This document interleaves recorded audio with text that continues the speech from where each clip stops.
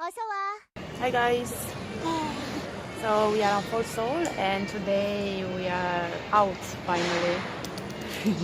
And we decided to do a special vlog as it's autumn here in Korea.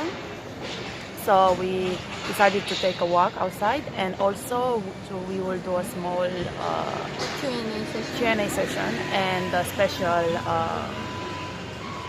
mukbang.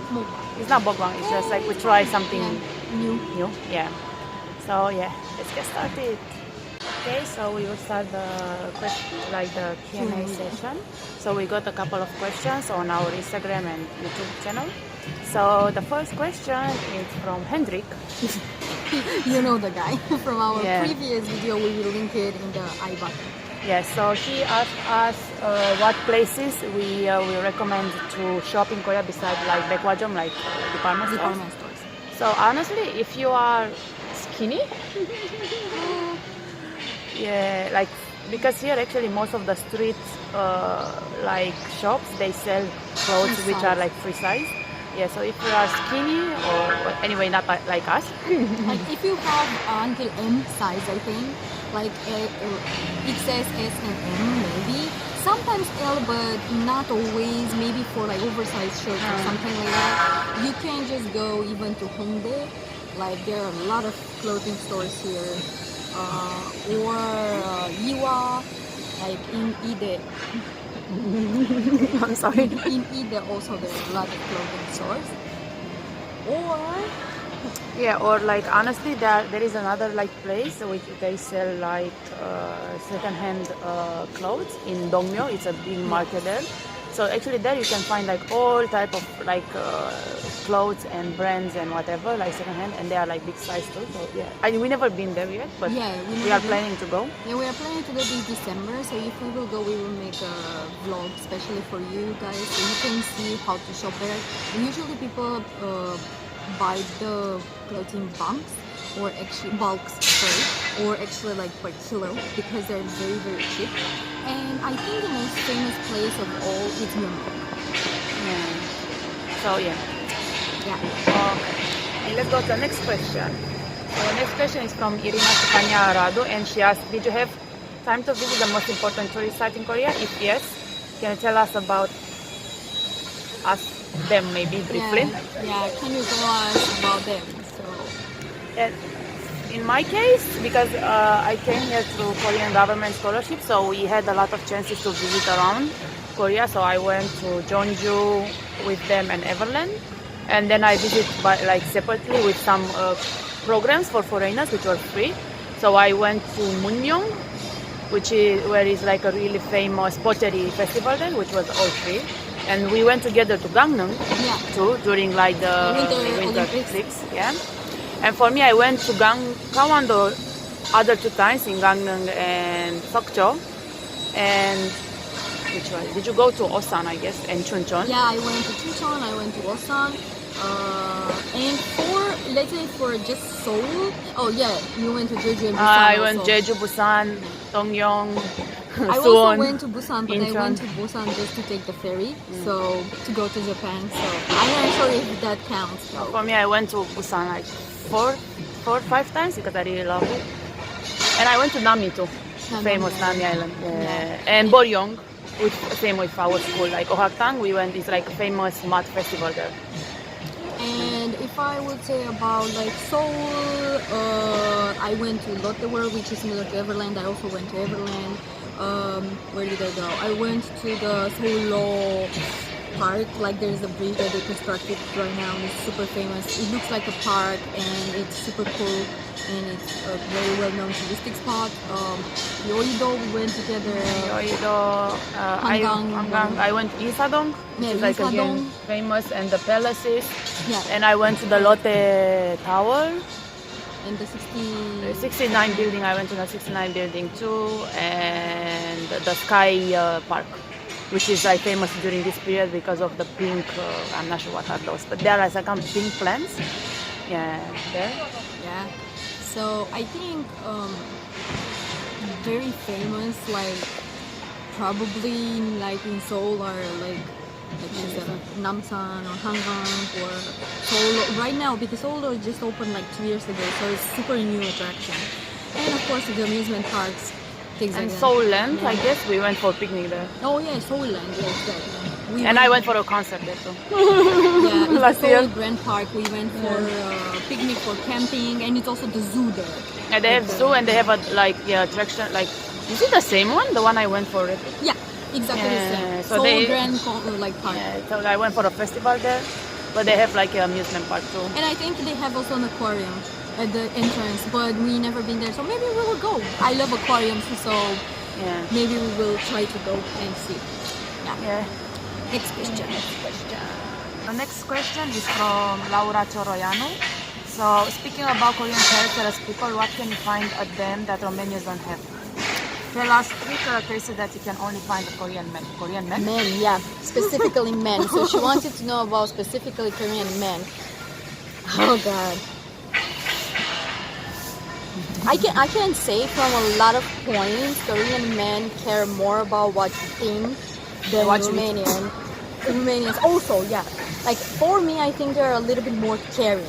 Like for example, Korean like men, they will always ask you if you eat, if you are feeling bad, if you went to the hospital. They take care a lot of they like you. yeah, exactly. If they like you and you have a good relationship as a couple, they will literally ask you several times per day how are you feeling and things like that. And if you, for example, say I don't have money or I cannot go out or something, they will come bring you medicine and like they will pay for your meal and things like that. Things that I unfortunately didn't see in Romania. When I was sick, my boyfriend never came to my house. So because he said like I don't want to get sick.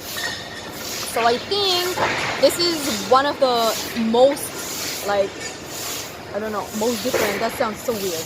My English is bad. But yeah, that's the most different thing that I saw in Korean men in Korea.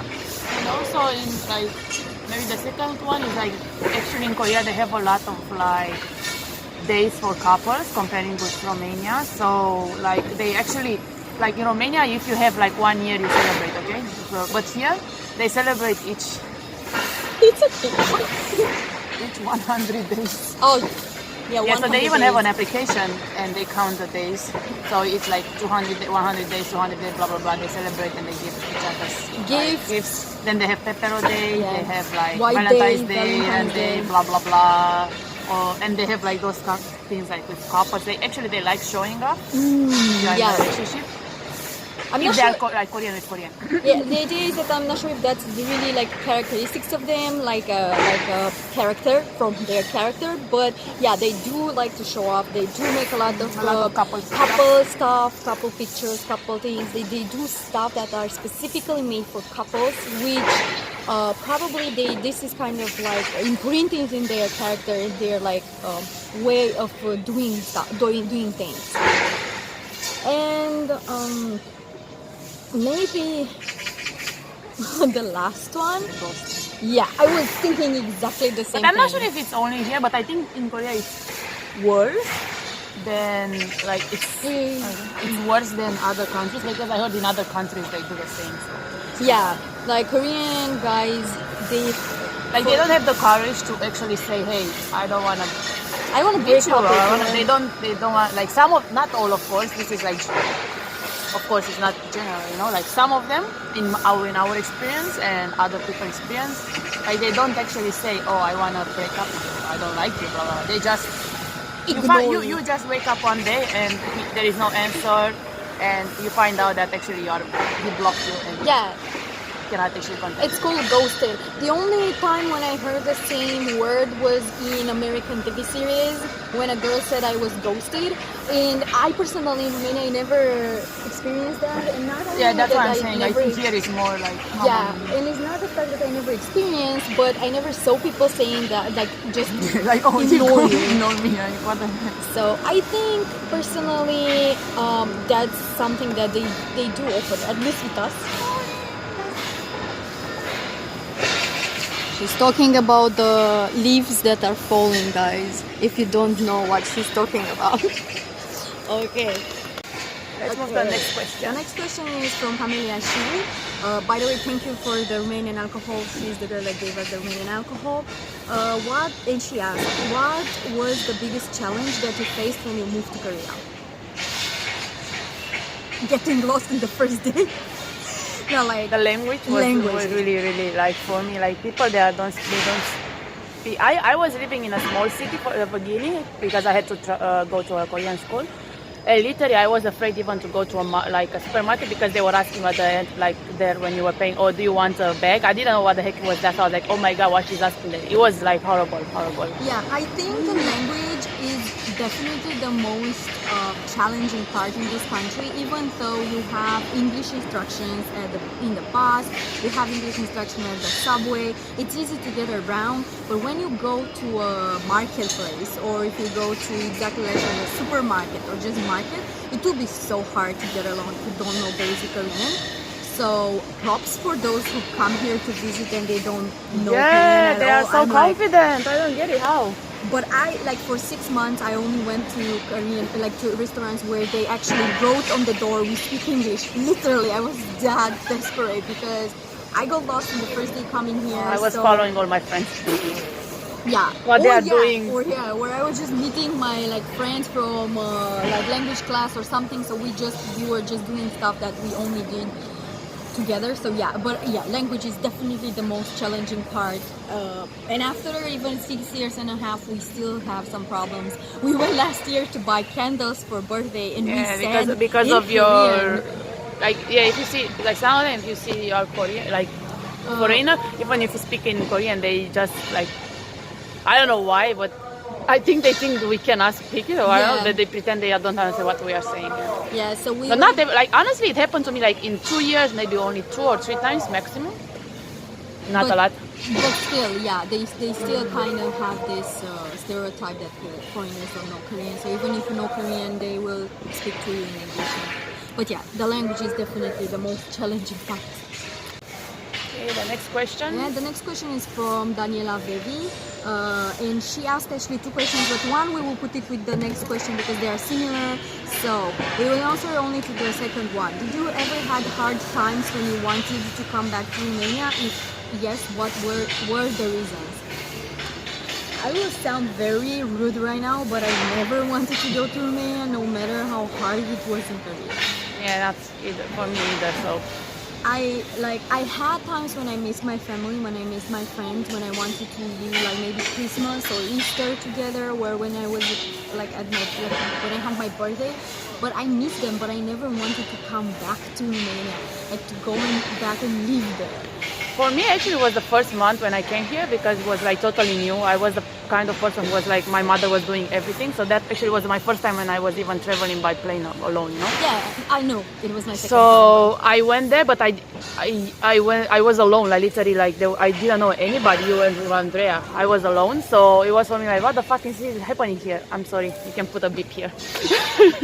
Yeah, so that time was like, I wanted to come back. And then I had another time when actually I was supposed to go to university, and we were supposed to have like each student was supposed to have a place to stay because we were coming from outside of Seoul, you know. So everybody, all the KGSP students were supposed to get like a place in dormitory, you know, because you start your university. And my school, they didn't provide us anything, and they didn't contact us. So they were like only 1 week before we had to move to Seoul, and I had no idea where I'm supposed to move, you know. And my visa was expiring, and I didn't have like a contract or something to show like that I'm living somewhere.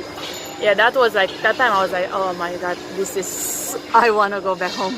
Yeah. I had extremely hard times. I was kicked out 2 times from the home. 1 time because they were remodeling the whole neighborhood, so we had to move in 1 month.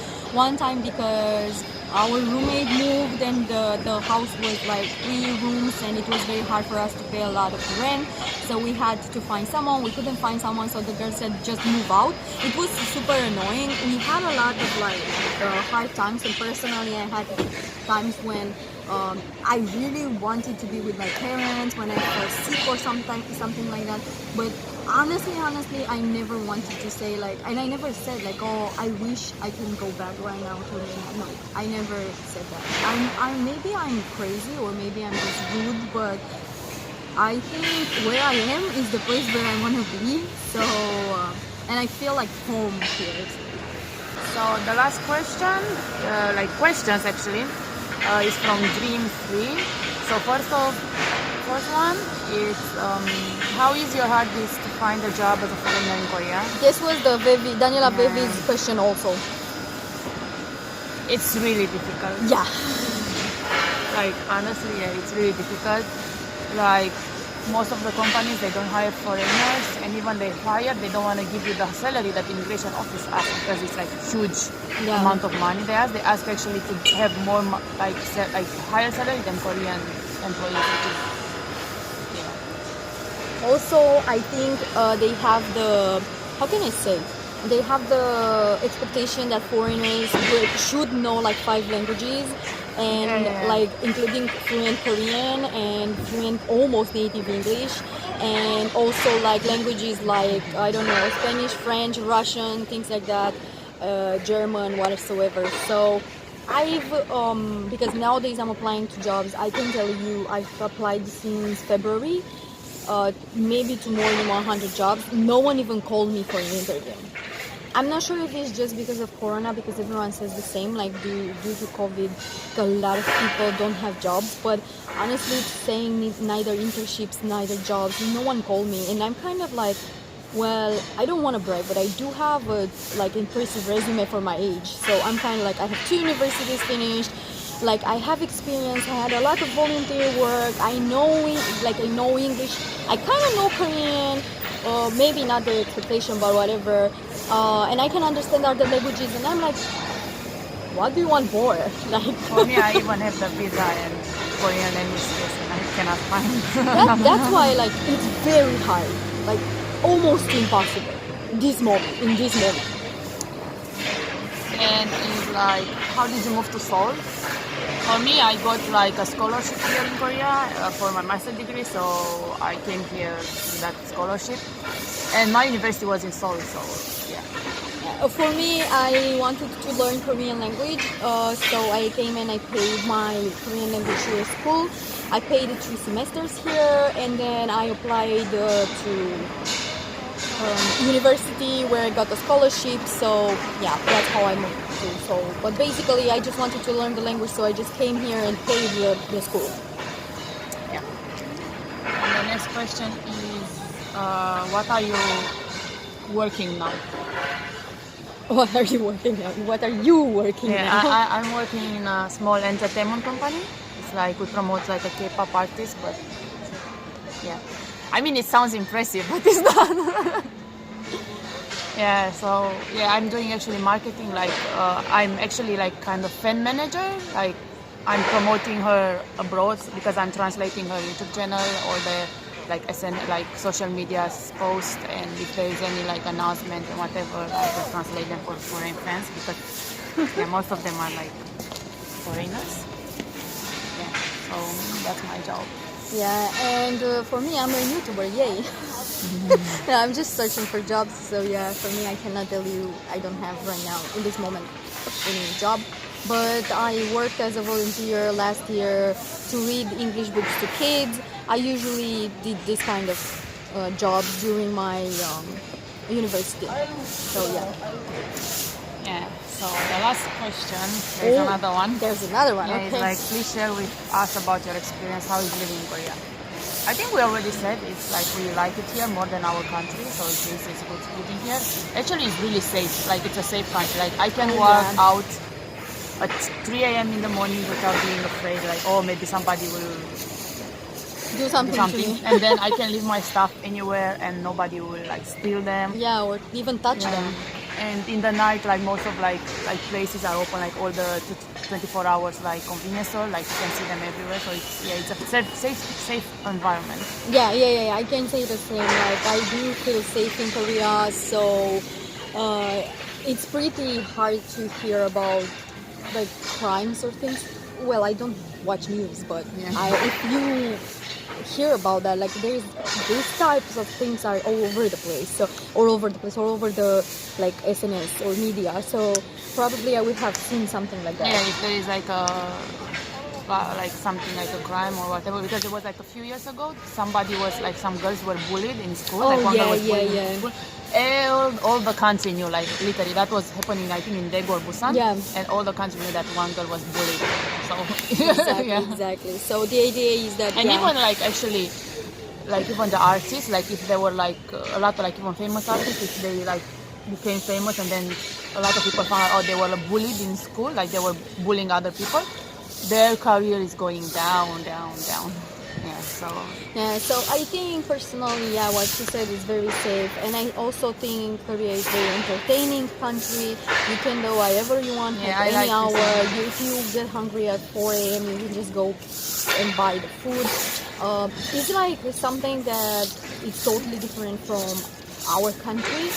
So yeah, I totally like that personally. Yeah. I hope you enjoy our video, and don't forget to Like and subscribe and leave a lot of comments. Yeah. And if you have any suggestions or whatever, please let us know.